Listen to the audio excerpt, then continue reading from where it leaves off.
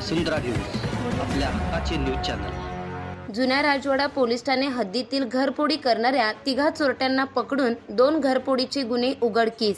कोल्हापूर एलसीबीची कामगिरी।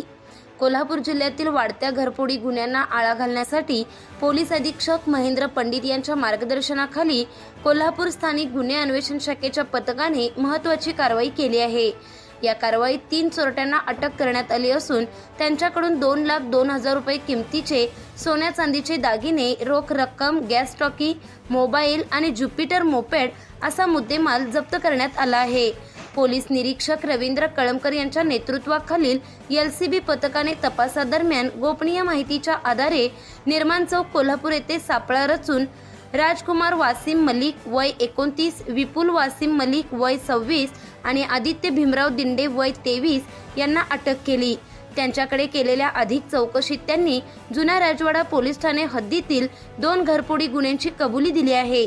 पोलिसांनी आरोपींना मुद्देमालासह जुन्या राजवाडा पोलीस ठाण्यात हजर केले असून पुढील तपास सुरू आहे। चॅनलला सबस्क्राइब करा आणि परिसरातील ताज्या घडामोडी सर्वात आधी बघण्यासाठी बेल आयकॉनला क्लिक करा।